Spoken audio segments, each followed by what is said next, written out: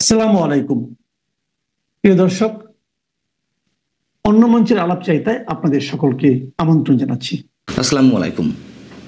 রাষ্ট্রপতি মোহাম্মদ শাহাবুদ্দিন ক্যান্টনমেন্টে গিয়েছিলেন একটি অনুষ্ঠানের প্রধান অতিথি হয়ে। সেখানে তিনি ভাষণও দিয়েছেন, বক্তব্য দিয়েছেন। নিশ্চয়ই আমরা এটুকু বলতে পারি যে ক্যান্টনমেন্টে তার এই যাওয়া, সেখানে একটি অনুষ্ঠানে বক্তব্য দেওয়া, এটি এই মুহূর্তে অনেক দিক থেকে অনেক কিছু ইঙ্গিত করে। সে বিষয়ে যাচ্ছি, তার আগে এটুকু বলে রাখি যে রাষ্ট্রপতি শাহাবুদ্দিনের এই অনুষ্ঠানের বিষয়ে দেশের কোনো গণমাধ্যমে তেমন কোনো প্রকার খবর প্রচার করা হয়নি অথবা কাভারেজ দেওয়া হয়নি। শুধুমাত্র আন্তঃবাহিনী জনসংযোগ পরিদপ্তর আইএসপিআর থেকে পাঠানো একটি প্রেস রিলিজই প্রকাশ করা হয়েছে। এর বাইরে তেমন কিছু না। কেন গণমাধ্যমে খুব বেশি প্রচার করা হয়নি, কাভারেজ দেওয়া হয়নি, সেটিও আমাদের বুঝতে খুব বেশি কষ্ট হওয়ার কথা নয়।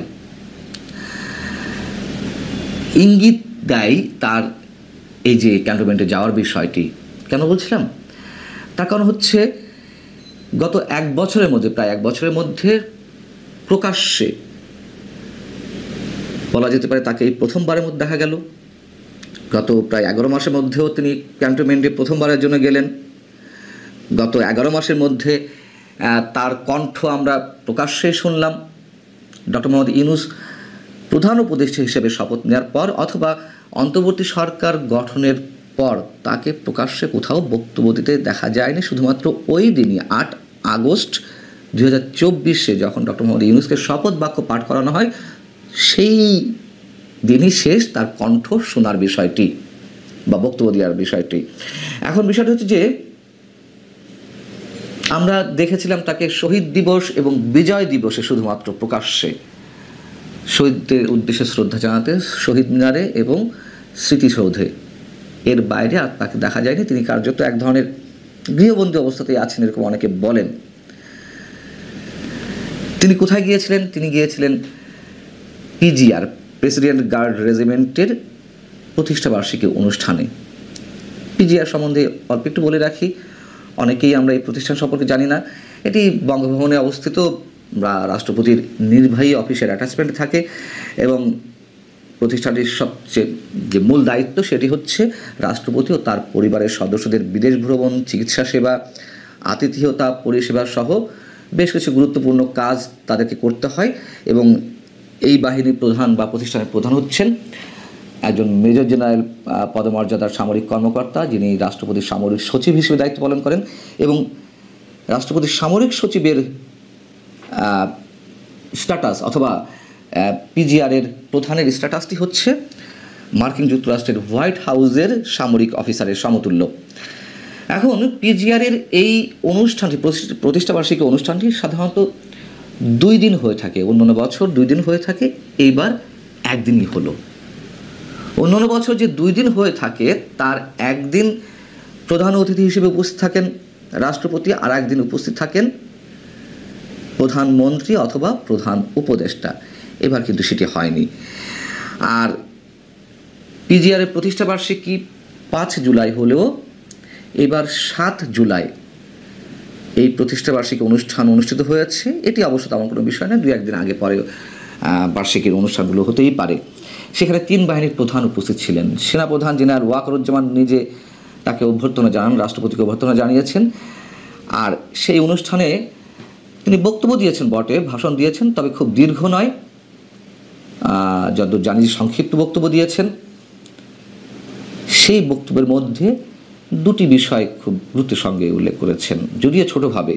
একটি হচ্ছে প্রেসিডেন্ট গার্ড রেজিমেন্ট পিজিআরের সদস্যদেরকে তাদের নেতৃত্বের প্রতি অনুগত থেকে তাদের উপর অর্পিত দায়িত্ব সুষ্ঠুভাবে পালনের নির্দেশ দিয়েছেন, যেগুলো বলতে হয় আর কি তাই। এবং পিজিআর সদস্যদের নিষ্ঠা, শৃঙ্খলাবোধ ও পেশাগত দক্ষতার প্রশংসা করেছেন।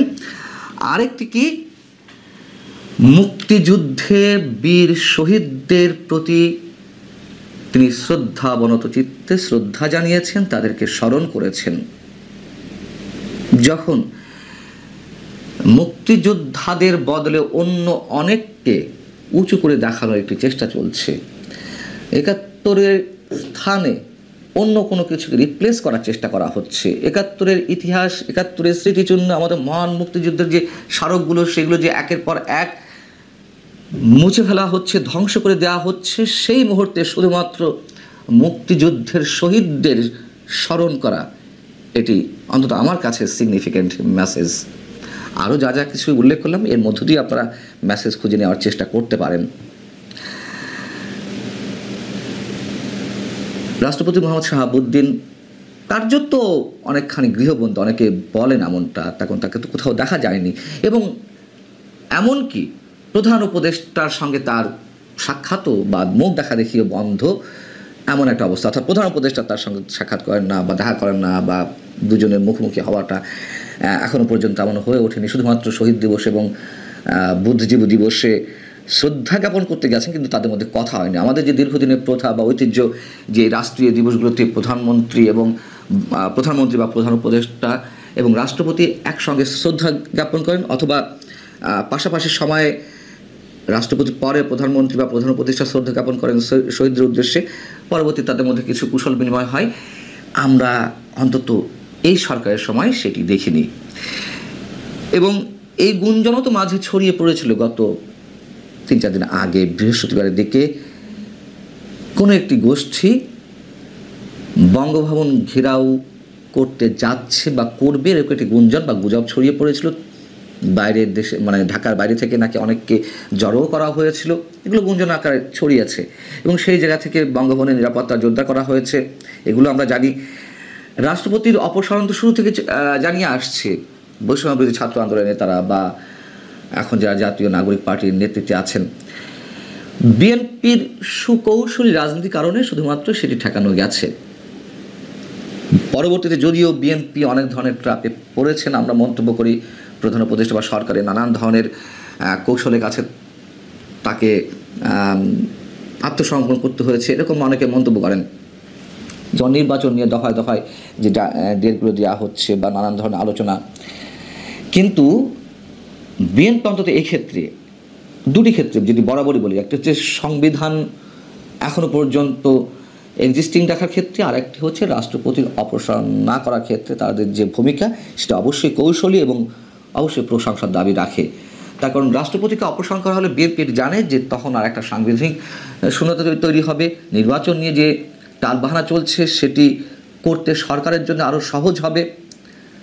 শুধু নির্বাচন নয়, আরও অনেক কিছু ঘটতে পারে, যেটি এখন জুলাই প্রক্লেমেশনের কথা বলা হচ্ছে, যেই দাবিটা তারা ডিসেম্বরে করেছিল, পরে একটা পর্যায়ে যে সংবিধানের কথা বলছিলাম, সংবিধান ছুঁড়ে ফেলার কথা, সেটি ঠেকানো গেছে। এখন আবার নতুন করে সেই ঘোষণাপত্রর কথা দাবি জানানো হচ্ছে। নিশ্চয়ই জুলাই ঘোষণাপত্রকে কেন্দ্র করে সেটি দেওয়া হোক না হোক, অনেক কিছু আমাদের সামনে ঘটতে যাচ্ছে। তবে এই মুহূর্তে সেনানিবাসে রাষ্ট্রপতির অতিথি হয়ে যাওয়া নিশ্চয়ই সিগনিফিক্যান্ট, এটুকু আমি নিঃসন্দেহে বলতে পারি। ডক্টর ইউনূস সরকার কখনো কখনো স্পিন খেলছে, কখনো পেজ খেলছে, কখনো বা স্পেশালি গুগলি খেলছে, মানুষকে বোকা বানাচ্ছে, নাটক করছে। সেই জায়গা থেকে সরকারের যে কোনো কথাতেই মানুষ সহজে আস্থা রাখতে পারছে না, নাকি সত্যিই সরকার আর পারছে না, ভিতরে ভিতরে অনেক কিছু ঘটে যাচ্ছে, ক্ষমতা ছেড়ে দিতে চাইছে। এই কথাগুলো এই কারণেই বলছি যে আপনারা জানেন, হঠাৎ করে সাংবাদিকদের ডেকে সংবাদ সম্মেলন করে এমন ঘোষণা দেওয়ার কি অর্থ থাকতে পারে যে আগামী ডিসেম্বরে নির্বাচন হতে পারে। প্রধান উপদেষ্টা প্রেস সচিব মিস্টার শফিকুল আলম তিনি বুধবার রাতে সংবাদ সম্মেলন করে বললেন যে 2025 সালের ডিসেম্বরের মধ্যে ত্রয়োদশ জাতীয় সংসদ নির্বাচনের সব প্রস্তুতি রাখতে স্বরাষ্ট্র মন্ত্রণালয়কে নির্দেশনা দিয়েছেন প্রধান উপদেষ্টা ডক্টর মোহাম্মদ ইউনূস, এবং সংস্কার সহ সব প্রস্তুতি শেষ হলে আবার বলছে যে রোজার আগেই জাতীয় নির্বাচন হতে পারে। খেলাটা কোথায়?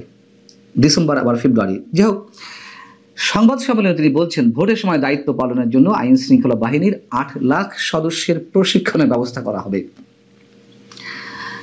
প্রধান উপদেষ্টা যে মেসেজটি কনভে করার চেষ্টা করেছেন মিস্টার শফিকুল আলম, আমরা একটু দেখে নিই যে আসলে কতটা বিশ্বাসযোগ্য, কতটা আস্থা রাখা যেতে পারে তার এই বক্তব্যের উপরে। প্রথমত, লন্ডন বৈঠকে যে একটি ঘোষণা এলো যে ফেব্রুয়ারির মধ্যে নির্বাচন দেয়া হতে পারে, সেটি নিয়েই যখন মারাত্মক সন্দেহ, সংশয়, বিএনপি প্রথম একেবারে ব্ল্যাঙ্ক চেক দিচ্ছিল, পরবর্তীতে আবার গত 2-3 দিন ধরে তাদের মধ্যে সন্দেহের সৃষ্টি হয়েছে, কোনো ধরনের ঘোষণা দেওয়া হয়নি নির্বাচন কমিশনের পক্ষ থেকে, অন্তত রোড ম্যাপের কথা। এক। দুই হচ্ছে কিংস পার্টি, এনসিপি এবং জামায়াতে ইসলামী যারা সরকার পরিচালনা করছে পেছন থেকে, তারা তো কোনো অবস্থাতেই খুব দ্রুত নির্বাচন চায় না, এবং নির্বাচন প্রলম্বিত করতে তাদের অনেক ধরনের দাবি দেওয়া আছে, অনেক ধরনের খেলা আছে। সেই জায়গা থেকে প্রধান উপদেষ্টার যে মেসেজটি দেয়া হলো সেটি আসলে কতটা বিশ্বাসযোগ্য। এবং 3 নম্বর হচ্ছে, গত কয়েকদিন আগে প্রধান নির্বাচন কমিশনার যে সাক্ষাৎ করলেন প্রধান উপদেষ্টার সঙ্গে, সেখানে নির্বাচন নিয়ে কোনো টু শব্দটি উচ্চারণ করেননি প্রধান উপদেষ্টা। একথা প্রধান নির্বাচন কমিশনার AMM নাসিরউদ্দিন সাহেব নিজেই জানিয়েছেন। তিনি বলেছেন, আমার কাছে তিনি শুনতে চেয়েছেন যে আসলে নির্বাচন কমিশনের সংস্কারের কাজ কত দূর। এই জায়গাগুলোতে আসলে আমরা কতটা আস্থা রাখতে পারি যে সত্যি সত্যিই সরকার ডিসেম্বর মধ্যে নির্বাচন করতে চায়। এখন যদি প্রশ্ন করি যে কেন এমন একটি ঘোষণা দেয়া হলো প্রধান উপদেষ্টার পক্ষ থেকে, প্রথমে যদি বলি যে নির্বাচন নিয়ে একটি ডামাডল, এর আগে আমি বলেছি যে ফেব্রুয়ারির যে ঘোষণাটা, সেটাও আমাদেরকে ঠান্ডা রাখার জন্য বা রাজনৈতিক দলগুলোকে ঠান্ডা রাখতে একটা ঘোষণা দেওয়া হয়েছিল, যেহেতু বলেছে যে সব ধরনের প্রস্তুতি সম্পন্ন হলে ফেব্রুয়ারিতে নির্বাচন হতে পারে। বিএনপিকে একটি ট্রাপে ফেলার একটা কৌশল, অথবা তাদের মধ্যে কোনো আন্ডার টেবিল ডিল হয়েছে কিনা আমরা জানি না, এ ধরনের গুঞ্জন আছে। যাই হোক, 2 হচ্ছে সরকার দেশ চালাতে ব্যর্থ হচ্ছে, এটি আমরা সবাই জানি। সেই ব্যর্থতা থেকে তড়িঘড়ি করে পালানোর একটি চেষ্টা কিনা জনরোষ গড়ে ওঠার আগেই। আমরা জানি যে আইন শৃঙ্খলা পরিস্থিতির যে অবস্থা, যেভাবে মব ভায়োলেন্স হচ্ছে, সরকার একদিকে উৎসাহ দিচ্ছে সরকারের দায়িত্বশীল ব্যক্তিরা, আবার কখনো কখনো বা ঠেকানোর কথা বলছে। অর্থনৈতিক অবস্থা একেবারে পঙ্গুত্বের দিকে যাচ্ছে, ব্যবসায়ীরা ক্ষেপে উঠছেন, একের পর এক কলকারখানা বন্ধ হচ্ছে, এবং সর্বশেষ যুক্তরাষ্ট্রের যে শুল্ক আরোপ 37% জায়গায় এতদিনে দর কষাকষিতে 35% আসছে। পরবর্তীতে কি হয় আমরা জানি না এখনো পর্যন্ত। এই 35% হলেও সাথে পরোক্ষ আরও যেই করগুলো আছে সব মিলিয়ে 51% শুল্ক আরোপ হবে বাংলাদেশ থেকে গার্মেন্টস পণ্য সহ অন্যান্য পণ্য রপ্তানির ক্ষেত্রে যুক্তরাষ্ট্রে। এটি হলে ব্যবসায়ীদের টিকে থাকার কথা না কোনো অবস্থাতেই, এবং ব্যবসায়ীরা ক্ষেপে ওঠারও একটা লক্ষণ দেখা যাচ্ছে যে ইউনূস সরকার পারছে না কিছুতে, সব জায়গাতেই ফেল করছে। এবার কয়েকটি ইঙ্গিত দিই, যদি সত্যি সত্যি সরকারের এমন একটি ইচ্ছার বাসনা তাদের মধ্যে জাগ্রত হয় না, দ্রুত একটা নির্বাচন দেয়া লাগতে পারে বা লাগবে। আমি বুধবার সকালেই একটা কন্টেন্টে আপনাদের জানিয়েছি যে গত 7 জুলাই সাবেক বর্তমান রাষ্ট্রপতি শাহাবুদ্দিন চুপ্পু সাহেব তিনি ক্যান্টনমেন্টে গিয়েছিলেন PGR এর একটি অনুষ্ঠানে অতিথি হয়ে, যেখানে রাষ্ট্রপতি শাহাবুদ্দিনকে অপসারণের জন্য প্রচণ্ড একটা চাপ, বঙ্গভবন ঘেরাওর একটা গুঞ্জন মাঝে শোনা গিয়েছিল। সেই জায়গায় সেনাপ্রধান ক্যান্টনমেন্টে গেলেন, এটি একটি বিশেষ সিগন্যাল কিনা। দ্বিতীয়ত হচ্ছে, শোনা যাচ্ছে যুক্তরাষ্ট্রের সুতা হালকা হয়ে গেছে, যে মার্কিন সমর্থন নিয়ে ডক্টর মোহাম্মদ ইউনূস সরকার টিকে আছে। যুক্তরাষ্ট্র এখন আর চাইছে না ডক্টর মোহাম্মদ ইউনূস টিকে থাকুক, তার কারণ তিনি সহসায় তাদের এজেন্ডাগুলো বাস্তবায়ন করতে পারছেন না, সফল হতে পারছেন না। কোনো কোনো ক্ষেত্রে উদ্যোগ ঠিকই আছে, করিডোর, বন্দর, কিন্তু সেগুলো কতটা সহজ হবে তার জন্য সেই আস্থা ডক্টর মোহাম্মদ ইউনূস সরকারের উপরে রাখতে পারছে না। 3, যদি বলি আন্তর্জাতিকভাবেও ডক্টর মোহাম্মদ ইউনূস সরকারের যে গ্রহণযোগ্যতার কথা যেভাবে ঢাক ঢোল পিটিয়ে বলা হয় সরকারের পক্ষ থেকে, তার কোনো নমুনা তো আমরা পাইনি এ পর্যন্ত। 1 বছরের মধ্যে কোনো দাতা সংস্থা, কথিত দাতা সংস্থা, কোনো বিদেশি রাষ্ট্র থেকে বাংলাদেশের অর্থনৈতিক জায়গাকে স্থিতিশীল করতে,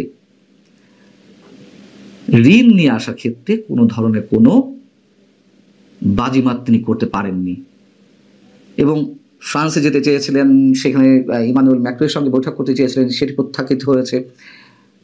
দুবাইয়ের মানে আরব আমিরাতের আমির, তার সঙ্গে তিনি বৈঠক করতে পারেননি। আরব আমিরাত সফর করার পরেও লন্ডনে গিয়েও তিনি ব্রিটেনের প্রধানমন্ত্রী কিয়ার স্টারমারের সঙ্গে তিনি বৈঠক করতে পারেননি, তিনি তাকে সময় দেননি। এর থেকে বোঝা যায় যে আসলে আন্তর্জাতিকভাবে তার গ্রহণযোগ্যতা তেমন একটা নেই, শুধুই আমাদের চোখে ধুলো দেওয়ার একটা চেষ্টা। 4, সরকার যে দেশ চালাতে পারছে না, ডক্টর মোহাম্মদ ইউনূস এটাকে সত্যি সত্যি উপলব্ধি করছেন এবং সেই জায়গা থেকে একটা সেফ এক্সিট চাইছেন। 5, সেনাপ্রধান জেনারেল ওয়াকারুজ্জামান বরাবরই ডিসেম্বরের মধ্যে নির্বাচনের কথা বলে আসছিলেন। যখন লন্ডন বৈঠকে ফেব্রুয়ারি একটি গুঞ্জন বা একটি ঘোষণা আমাদের সামনে এলো, তারপরেও কিন্তু তিনি একেবারেই চুপচাপ, টু শব্দটি উচ্চারণ করেননি। অনেকেই বলছিলেন বা এরকম বলা হচ্ছিল, তাহলে সেনাপ্রধানের বক্তব্যের কি মূল্য থাকলো, তাকেই কি চ্যালেঞ্জ করা হচ্ছে? এমনকি এপ্রিলের কথা যখন বলেছিলেন আমাদের প্রধান উপদেষ্টা জাতির উদ্দেশ্যে ভাষণে ঈদের আগের দিন, তখন থেকে এটি বলা হচ্ছে যে সেনাপ্রধানকে তিনি বুড়ো আঙুল দেখাচ্ছেন কিনা। এবং সবশেষ একটি প্রশ্ন রাখতে চাই, প্রধান উপদেষ্টা প্রেস সচিব